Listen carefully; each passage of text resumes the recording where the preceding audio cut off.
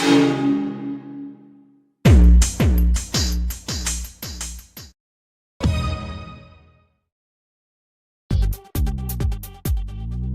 your life, show your style, grow up with my lifestyle. Live your dream, tension free, fly high with my lifestyle.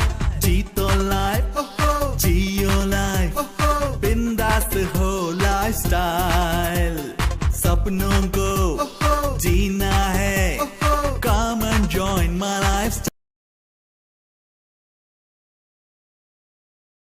ഇനി OLIF എന്ന് പറയുന്നത് agriculture input comprising seaweed extract amino acids and other naturally occurring components has been developed and standardised under the name of organic liquid input formula to effectively rehabilitate and maintain soil and plant. അല്ല, പ്രധാനപ്പെട്ട ഒരു കാര്യം പറയുന്നത് അവസാനത്തെ പോയിന്റാണ്. Rehabilitation എന്ന് പറഞ്ഞാൽ എന്താ? പുനരധിവാസം and maintain soil and plant health. അതായത് നമ്മളെ മണ്ണൊക്കെ നമുക്കറിയാം, കുറെ കാലമായിട്ട് രാസവളങ്ങളും കീടനാശിനികളും ഉപയോഗിച്ച് ചത്ത് കിടക്കുന്ന ജീവനില്ലാത്ത മണ്ണാണ് ഉള്ള മണ്ണ്. അതായത് അതിൽ പ്രധാനമായിട്ട് വേണ്ടത് ഓർഗാനിക് കാർബൺ ആണ്. ഓർഗാനിക് കാർബൺ കിട്ടാൻ നമ്മളുടെ പണ്ടത്തെ കൃഷി രീതി ഓർമ്മയുണ്ടോ? നമ്മൾ എന്താ ചെയ്യുക? അതിലെ കാടൊക്കെ വെട്ടി അവിടെ കത്തിക്കും, അതുപോലെ കരിയിലൊക്കെ വീണ് ചെയ്യും. അങ്ങനെ മണ്ണ് സമ്പുഷ്ടമായിരുന്നു, ഓർഗാനിക് കാർബൺ ധാരാളമായിട്ടുണ്ടായിരുന്നു. എന്നാൽ ഇന്ന് ഇന്ത്യയിലെ മണ്ണിന്റെ അവസ്ഥ എന്താണെന്ന് ചോദിച്ചിട്ടുണ്ടെങ്കിൽ വളരെ ഗുരുതരമായിട്ടുള്ള അവസ്ഥയാണ്. ഓർഗാനിക് കാർബണിന്റെ അവസ്ഥ എന്ന് പറഞ്ഞെങ്കിൽ ഏകദേശം 3.75% ഒക്കെയാണ് ഉള്ളത്. ശരിക്കും വേണ്ടതെന്ന് പറഞ്ഞിട്ടുണ്ടെങ്കിൽ ഒരു 7%, 6%, 7% ഒക്കെയാണ് വേണ്ടത്. പക്ഷെ വളരെ ഗുരുതരമായിട്ടുള്ള അവസ്ഥയിലാണ് നമ്മുടെ മണ്ണ് കിടക്കുന്നത്. അപ്പൊ അങ്ങനെയുള്ള ഒരു മണ്ണിലേക്ക് നമ്മൾ എന്ത് വളം ചെയ്താലും എന്ത് കൃഷി ചെയ്തു കഴിഞ്ഞാലും അതിന്റെ ഫലപ്രദമായിട്ടുള്ള വിളവെടുക്കൽ നമുക്ക് നടക്കില്ല. അവിടെയാണ് നമ്മുടെ ഓർഗാനിക് ലിക്വിഡ് ഫോർമുല എന്ന് പറയുന്ന 500 മില്ലിയുടെ ബോട്ടലിന്റെ പ്രാധാന്യം പറയുന്നത്. ഇത് നമുക്ക് 15% ഓർഗാനിക് കാർബൺ ഉണ്ട് ഇതിനകത്ത്.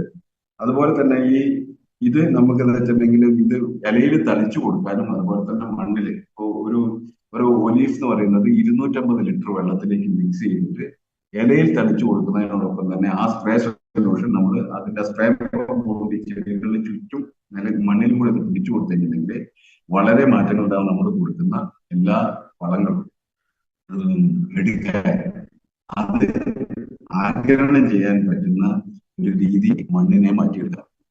ഓർഗാനിക് മണ്ണിൽ അവിടെ നൈട്രജൻ ഫിക്സ് ചെയ്യാൻ പറ്റില്ല. നൈട്രജൻ ഫിക്സ് ചെയ്യുന്ന ബാക്ടീരിയകൾക്ക് നിലനിൽക്കാൻ പറ്റില്ല ഓർഗാനിക് കാർബൺ ഇല്ലെങ്കിൽ. അപ്പൊ നമ്മള് അവിടെ ഈ ഒലീഫ് കൊടുത്തു കഴിയുമ്പോൾ നൈട്രജനെ ഫിക്സ് ചെയ്യും. നൈട്രജനെ ഫിക്സ് ചെയ്ത് കഴിഞ്ഞാൽ ഫോസ്ഫറസ് പോലുള്ള പൊട്ടാഷ് പോലുള്ള വളങ്ങളൊക്കെ ആ കോമ്പിനേഷൻ ചെടികൾക്ക് എടുക്കാൻ പറ്റും, അല്ലെങ്കിൽ ഇത് വിഘടിച്ച് നിൽക്കുക ചെയ്യും.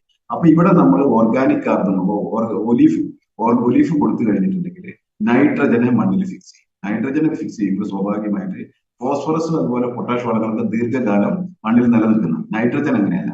നൈട്രജന്റെ സ്വഭാവം എന്ന് പറഞ്ഞാൽ അതിങ്ങനെ തുള്ളിച്ചാടി കളിച്ചുകൊണ്ടിരിക്കുന്ന സാധനമാണ്. പെട്ടെന്ന് ഇവാപറേറ്റ് ചെയ്യും, ലീച്ചിങ്ങിലൂടെ നശിച്ചു പോകും. അപ്പൊ നൈട്രജൻ ആണ് ഈ ഹരിതകം പോലെയുള്ള കാര്യങ്ങളൊക്കെ ഉണ്ടാക്കുന്നത്. ചെടീന്റെ ഒരു പ്രാഥമികമായിട്ടുള്ള വളർച്ചയ്ക്ക് അതിന്റെ ആഹാരമൊക്കെ പാകം ചെയ്യാനായിട്ട് ഫോട്ടോസിന്തസിസ് ഒക്കെ നടക്കുന്നതിന്റെ ഏറ്റവും പ്രധാനമായിട്ട് പങ്കുവഹിക്കുന്ന ഒരു കാര്യമാണ് നമ്മുടെ നൈട്രജൻ. ഈ നൈട്രജനെ ഫിക്സ് ചെയ്യണമെങ്കിൽ എന്ത് വേണം? ഓർഗാനിക് കാർബൺ അല്ലെങ്കിൽ കാർബൺ മണ്ണിൽ വേണം. അപ്പൊ അത് നമ്മുടെ മണ്ണിൽ കുറവാണ്. യഥാർത്ഥത്തിലുള്ള കാര്യമാണ്, അത് കുറവാണുള്ളത്. അതിനെ നികത്താൻ പറ്റുന്ന ഇന്ന് ലഭിക്കുന്ന ഏറ്റവും നല്ല ഒരു പ്രോഡക്റ്റ് ആണ് നമ്മുടെ ഒലീഫ് 60 എന്ന് പറയുന്നത്. 60 എന്ന് പറയുന്നുണ്ടെങ്കിൽ അതിനകത്ത് ഒരുപാട് നമ്മളുടെ ഘടകങ്ങൾ, സൂക്ഷ്മ മൂലകങ്ങൾ, boron, zinc, iron, magnesium, manganese പോലെയുള്ള സൂക്ഷ്മ മൂലകങ്ങൾ ഒരുപാട് അടങ്ങിയിരിക്കുന്നതുകൊണ്ടാണ് അതിന് നമ്മൾ ഒലീഫ് 60 എന്ന് പറയുന്നത്. ഇങ്ങനെയുള്ള കൂടുതൽ വളവും കാര്യങ്ങളൊക്കെ അത് ലഭിക്കാൻ വേണ്ടിയിട്ടുള്ള പ്രോഡക്റ്റുകളെ കുറിച്ചാണ് ഞാൻ നിങ്ങളോട് ഇപ്പൊ സംസാരിച്ചത്. അപ്പൊ ഇങ്ങനെ ഞാനിന്ന് ഫാസ്റ്റ് ആയിട്ട് പോയതിന്റെ കാര്യം എന്ന് വെച്ചിട്ടുണ്ടെങ്കിൽ നിങ്ങൾക്കൊന്ന് ബേസിക് ഐഡിയ തരികയും അതിനുശേഷം നിങ്ങൾക്ക് എന്തെങ്കിലും സംശയങ്ങൾ ഉണ്ടെങ്കിൽ തീർക്കാം എന്നുള്ളത് കൊണ്ടാണ്. അപ്പോൾ താങ്ക് യു. എന്തെങ്കിലും സംശയം കാര്യങ്ങളൊക്കെ ഉണ്ടെങ്കിൽ ചോദിക്കുക. ഓക്കെ.